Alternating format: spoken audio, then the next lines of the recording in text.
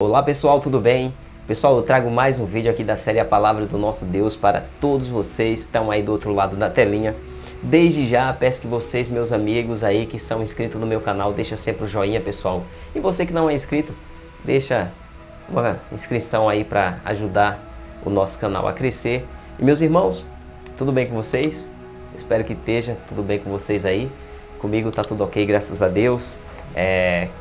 Pouco de saudade do Nordeste, mas graças a Deus já me adaptei aqui de novo em São Paulo. Estou trabalhando, graças a Deus, isso é o que importa. Estou com saúde, Deus está cuidando de todas as coisas e isso é o que importa, não é verdade? E meus irmãos, trago mais uma palavra do nosso Senhor aqui para vocês. E eu quero falar com vocês a respeito do pecado, meus irmãos. Eu sei que muitos de vocês, quando vê uma pessoa falando da palavra de Deus, um pregador, ou uma pessoa desse tipo, pensa que essa pessoa não é pecador, que essa pessoa é um santo 100%, que ele não comete pecado. Mas meus irmãos, eu quero falar para vocês que se você comete algum deslize, alguma falha, porque somos seres humanos, somos carne, não fique triste, não fique perturbado.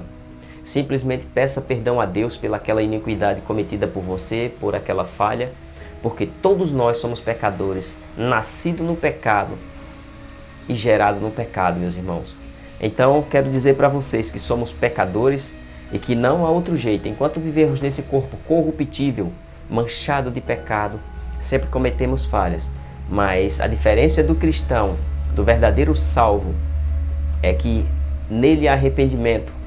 Ele fica triste, ele chora, ele pede perdão a Deus e ele luta contra aquele ato pecaminoso, e ele não faz isso como algo prazeroso e nem frequentemente. O pecado é simplesmente um deslize que acontece na vida nossa do ser humano. Eu sou pecador, você é, todos somos pecadores e somos necessitados da graça de Deus por meio do sacrifício de Cristo Jesus. E vamos à palavra de Deus que está aqui em Salmos 5:1, versículo 5, que diz assim: Eu nasci na iniquidade, e em pecado me concebeu minha mãe. Tá vendo, meus irmãos? Nós nascemos no pecado. E no pecado a nossa mãe nos concebeu, ou seja, nos pariu. Então, meus irmãos, somos pecadores. Não adianta você ficar se crucificando e triste. Simplesmente lute contra o pecado, confesse o pecado a Deus em oração e se arrependa. E mude e não queira andar no pecado, tendo ele como prazer na sua vida, prazeroso, tendo ele como um ato prazeroso, mas lute. E continuando aqui para confortar o seu coração, para você e muitos que estão aí do outro lado, saber que nós somos pecadores e que não tem jeito.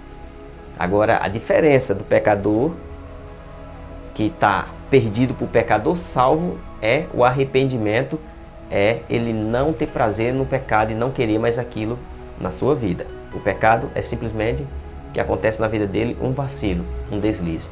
E vamos lá para a segunda passagem que está aqui em Romanos 3, versículo 23, que diz assim: Pois todos pecaram e carecem da glória de Deus. Tá vendo, meus irmãos?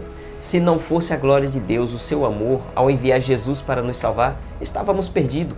Todos pecaram. A palavra de Deus diz que todos homens que nasceu de mulher, que veio ser gerado do pecado, da humanidade pecaminosa, eles pecaram. Menos Jesus, porque esse veio do alto. Ele é Deus e veio do Espírito Santo.